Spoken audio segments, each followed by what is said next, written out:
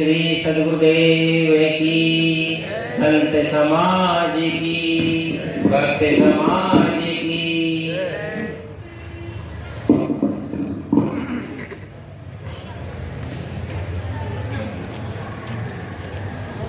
परम पूज्य अध्यक्ष महोदय संत श्री संतोष साहेब जी, परम विराजमान परम पूज्य संत श्री परीक्षा साहेब जी,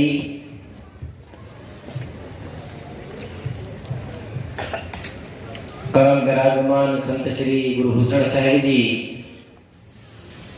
कुशल संचालक महोदय संत श्री महेश साहेब जी, पूजा के योग्य जीवन के पद प्रदर्शक मुद मंगलमय संत समाज, दूर दूर से पधारे हुए प्रेमी भक्त सज्जनों, श्रद्धा भक्ति के स्रोत माता व बहनों, अभी हम और आप सभी लोग 2 दिन से संत गुरुजनों के मुखारबिंद से जीवन संबंधी, कल्याण संबंधी बहुत ही सुंदर बातों को, विचारों को हम और आप सभी लोग श्रवण कर रहे हैं। मेरे लिए आज्ञा हुई, आज्ञा का पालन करते हुए आप लोगों के समक्ष थोड़ी देर सेवा में हूं। संत सम्राट सदगुरु श्री कबीर साहिब जी का जो ग्रंथ है बीजन में शब्द प्रकरण में सदगुरु श्री कबीर साहिब जी ने कहा है, भूला लोग गए कहे घर मेरा, जा घर में तो भूला डोले सो घर नाही तेरा।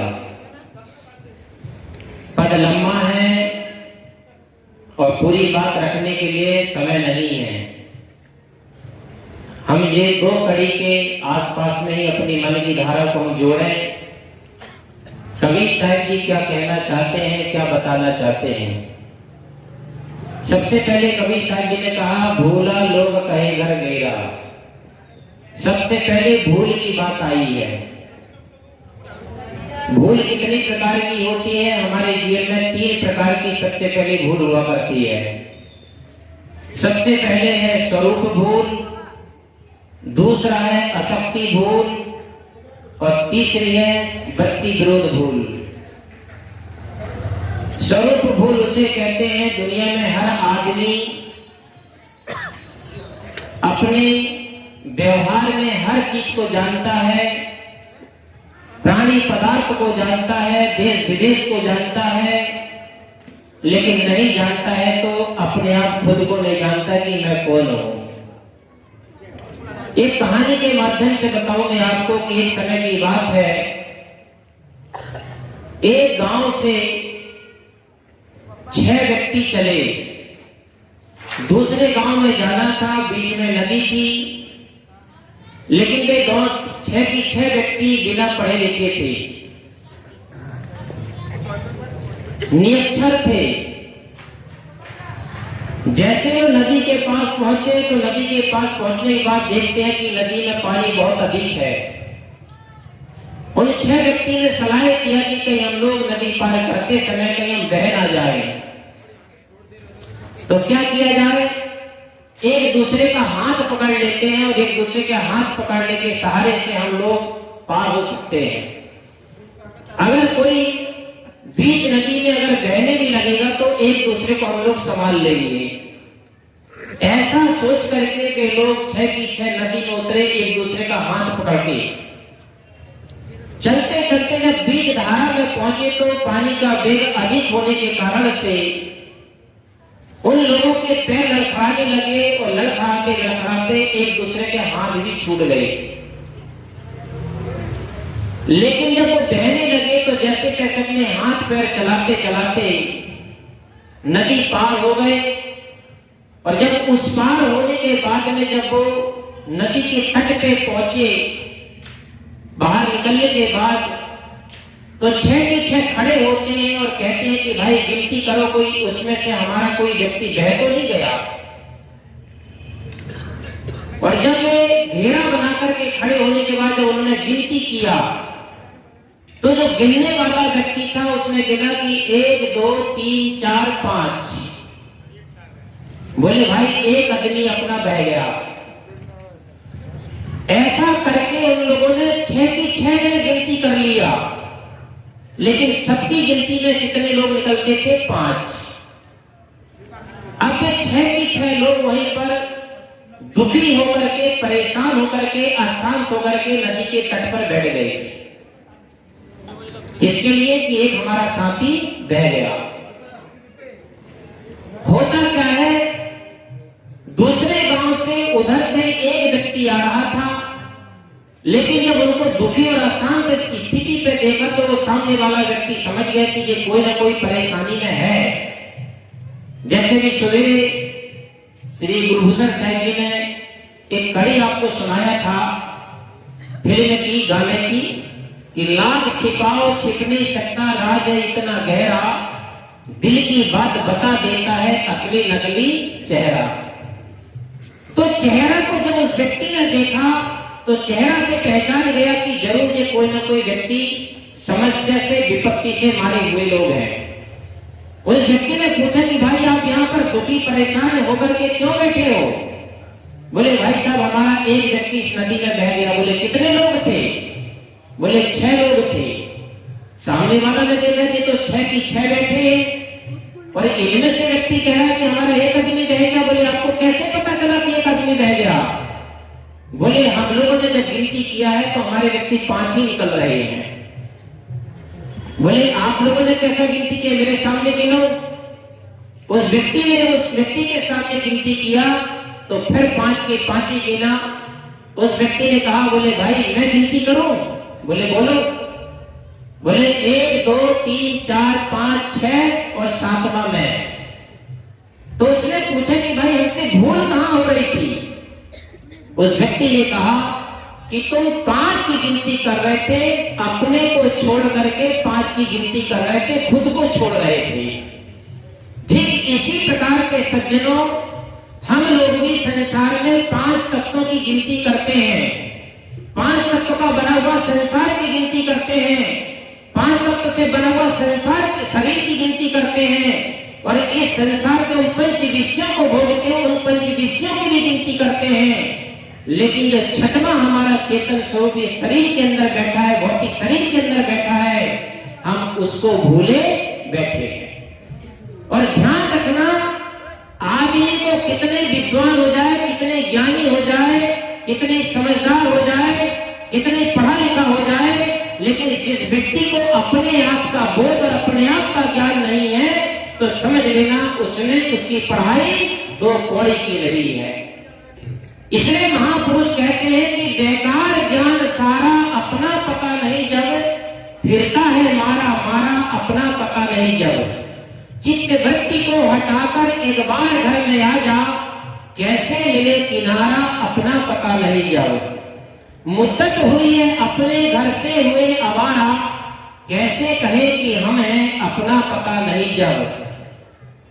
जब तक कि अपने भीतर मुड़कर के तुम न देखो, बेअर्थ सारे साधन अपना पता नहीं जब। यदि रामानंद तूने ना ज्ञान दृष्टि खोली, जीना भी मौत समय है अपना पता नहीं जब। तो जो आदमी को जीवन में जब तक अपने आप का बोध ना हो, अपने आप का पता ना हो, वो व्यक्ति को समझ लेना एक मुर्दा शरीर लेकर के ढो रहा है। क्योंकि उसे सब कुछ का ज्ञान है लेकिन खुद का ज्ञान नहीं है, तो उस ज्ञान को क्या ज्ञान कहोगे? उस व्यक्ति को समझदार कहोगे? इसलिए सबसे पहली भूल है अपनी स्वरूप भूल। दूसरे नंबर में आपसे बताऊं मैं, आसक्ति भूल। जिन भोगों को भोग करके हम लोगों ने 1000 बार दुख उठाया, 1000 बार परेशानी उठाया, 1000 बार समस्याओं का सामना किया, 1000 बार अपमान हुआ, लेकिन फिर भी क्या इंसान अपने जीवन में अपनी वासना आसक्ति से दूर हो पाता है, हट पाता है, छोड़ पाता है? नहीं छोड़ पाता है।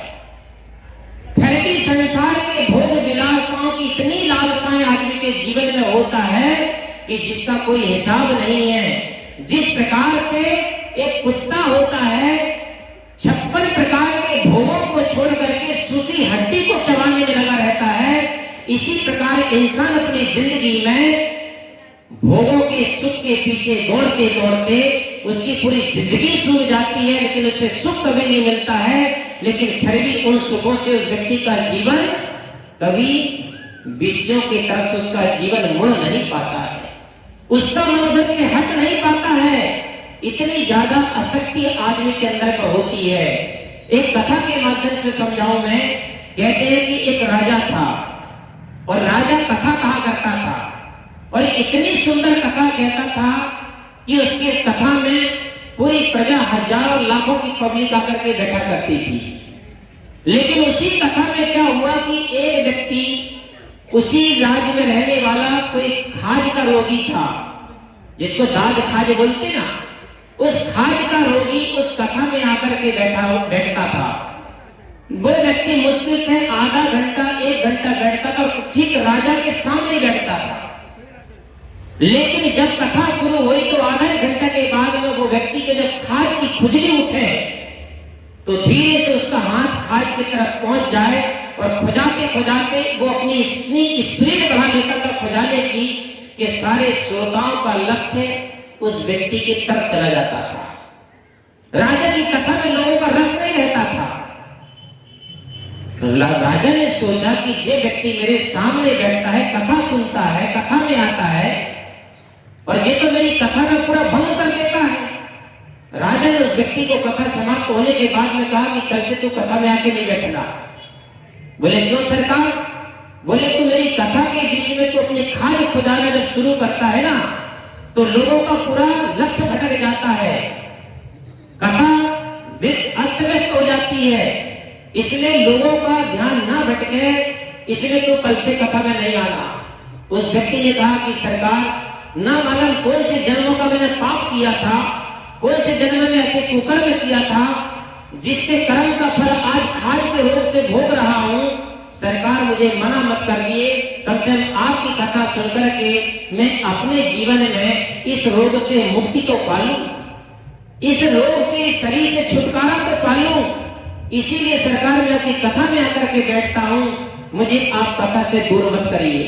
लेकिन राजा को मालूम था कि ये व्यक्ति अपनी आदतों से हरकत नहीं आएगा, इसलिए राजा ने उसको प्रलोभन थोड़ा सा दिखाया और राजा ने कहा कि देख भाई, अगर कल कथा में आएगा और कथा में आकर के तूने खाज को नहीं खुजलाया तो तुझे 10,000 का इनाम दूंगा। उस व्यक्ति ने सोचा कि फिर तो खाज भी मेरी मेहनती है, ये भी मेरे कमाई का जरिया है। वो व्यक्ति ने कहा कि सरकार कुछ भी हो जाए लेकिन अब कथा को नहीं, खाज को नहीं खुजलाऊंगा। वो व्यक्ति दूसरे दिन फिर आकर के बैठता है, 1 घंटा की जगह में 1.5 घंटा अपने आप को रोक पाया, और रोकने के बाद 1.5 घंटे के बाद में उसकी खुजली नहीं रुकी, और फिर 1.5 घंटे के बाद अपनी खाज को फिर खुजलाना शुरू कर दिया, और खुजलाते खुजलाते फिर लोगों का लक्ष्य उसने भटका दिया। भटकाने के बाद में राजा ने कहा इस व्यक्ति को मैंने 10,000 का इनाम दिया, लेकिन फिर भी जब अपनी आदतों से बाज नहीं आया। राजा ने कथा समाप्त होने के बाद में कहा कि देख भाई, तुझे मैंने 10,000 रुपया बोला लेकिन तब भी तो अपनी आदतों से बाज नहीं आया। अब सुन, तुझे मैं आधा राज देता हूं लेकिन खाज मत खुजलाना। उस व्यक्ति ने कहा कि सरकार चाहे कुछ भी हो जाए मैं खाज को नहीं खुजलाऊंगा। अब तीसरे दिन आकर के वो व्यक्ति बैठता है, कथा चलती है, कथा में बड़ा आनंद आता है, सब श्रोता बड़े आनंद मग्न होते हैं। और कथा का मतलब आप जानते हो, कथा उसे कहते हैं जो अपने मन की व्यथा मिट जाए, अपने मन की पीड़ा खत्म हो जाए, अपने मन की खुरापात शांत हो जाए, उसी का नाम है कथा। यहाँ क्या चल रहा है? सत्संग। सत्संग का मतलब जानते हो? सत्संग का मतलब होता है कि हमारे जीवन में सत्संग सुनने के बाद में हमारे मन का लक्षण खत्म हो जाए, उसका नाम है सत्संग। कितने लोग होते हैं यहाँ सत्संग सुनते हैं और घर में जाकर के परिवार के साथ लक्षण करते हैं, क्या उन्होंने यही सत्संग सुना है? इसी का नाम सत्संग है? इसका नाम सत्संग नहीं है मेरे भाइयों। सत्संग का मतलब ही होता है कि जहां हमारा जीवन सत्य से जुड़ जाए, सत्य का संग हो जाए, सत्य पे जीना आ जाए, सत्य पे चलना आ जाए, सत्य पे रहना आ जाए, उसी का नाम है सत्संग। तो वो व्यक्ति इसी प्रकार से कथा में आकर के तीसरे दिन बैठता है और उसने कहा कि अब तो आधा राज मिलने वाला है, अच्छा कुछ भी हो जाए कथा नहीं कुछ आज नहीं खुजलाऊंगा। और वो व्यक्ति 1.5 घंटा से लेकर के 2 घंटा अपने आप को रोक पाया।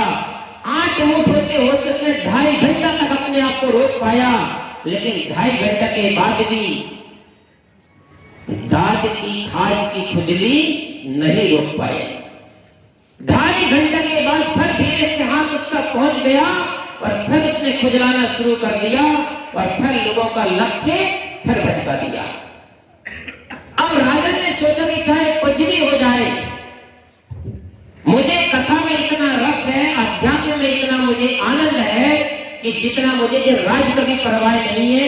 उस व्यक्ति ने, राजा ने कहा कि सुन भाई आखिरी बार है। उसने कहा कि अगर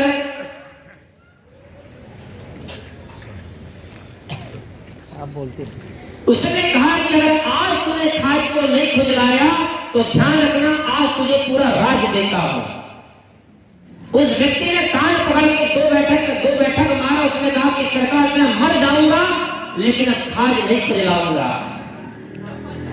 अब 4थे दिन वो व्यक्ति आकर के बैठता है, जैसे तैसे 1 घंटा रोका, 2 घंटा रोका, 2.5 घंटा रोका, 2.25 घंटा रोका। अब एक तरफ खाज दिखे, एक तरफ राज दिखे। अब उसने सोचा कि क्या करूं क्या करूं। मात्र कथा पूरी होने का समय मात्र 10 मिनट बचा था और 10 मिनट होने के बाद भी उसने व्यक्ति ने अपने आप को नहीं रोक पाया और उसने 20 समाज के बीच में, सभा के बीच में खड़ा होकर के कहता कि राजा सुन मेरी बात को, जो मेरे खाज में मजा है वो तेरे राज में भी मजा नहीं है, इसलिए तेरा राज तेरे पास में रख। और फिर उसने खाज को खुजलाना फिर शुरू कर दिया। सज्जनों, इसी प्रकार से आज संत गुरुजन आप लोगों को भी आपको क्या देते हैं? अपना जीवन का राज देते हैं, अपना स्वरूप ज्ञान देते हैं, अपना स्वरूप स्थिति का बोध आपको कराते हैं, सारे बंधनों से छूटने की युक्ति बताते हैं, सारे दुखों से मुक्ति का रास्ता दिखाते हैं। लेकिन फिर भी क्या हम अपने जीवन में अपनी आदतों से हम बाज आ पाते हैं? अपने अंदर जो विषयों का रस लगा हुआ है, जो विषयों की खाज की खुजली है, कि हम उससे कभी अपने आप को रोक पाते हैं? हम लोग भी नहीं रोक पाते हैं। आप लोग भी कहते हैं संत गुरुजनों की, महाराज तुम्हारा राज तुम्हारे पास रखो, हमारे तो जो खाज में मजा है, हम अपनी खाज से बाज आने वाले नहीं है। तो सज्जनों, दूसरी भूल मैंने बताया था कि आसक्ति भूल, इसी को कहते हैं आसक्ति भूल। और तीसरी होती वृत्ति विरोध भूल। वृत्ति विरोध भूल हमारे व्यवहार में हुआ करती है। कई बार ऐसा होता है कि हम किसी कमरे में जाते किसी चीज के लेने के लिए और परसों वहां जाने के बाद भूल जाते हैं। क्यों भूल जाते हैं? क्योंकि हमारा लक्ष्य, हमारा मन एकाग्र न होने के कारण से हम अपने व्यवहार में वृत्ति विरोध भूल हुआ करती है। कई बार माता लोग भोजन बनाती हैं, डबल बार नमक डाल देती है, डबल बार मिर्ची डाल देती, चाय बनाती डबल बार शक्कर डाल देती। क्यों होती ये गलतियां? क्योंकि हमारा मन, हमारा लक्ष्य एक जगह न होने के कारण से ये वृत्ति विरोध भूल हुआ करती है। तो मैंने आप लोगों के सामने एक कड़ी उठाया था, भूला लोग कहेगा मेरा। तो हमारे जीवन में ये 3 प्रकार की भूल है। सबसे पहले स्वरूप भूल, दूसरी है आसक्ति भूल, तीसरी है वृत्ति विरोध भूल। मैंने थोड़ी सी चर्चा आप लोगों के सामने किया, आप लोगों ने बड़े शांति का परिचय दिया, इसके लिए बहुत बहुत धन्यवाद है। इतना कहकर मैं अपनी वाणी को विराम देता हूँ। सब मिलकर के एक बार जयकारा लगाएं, बोलिए सद्गुरु कबीर साहेब की।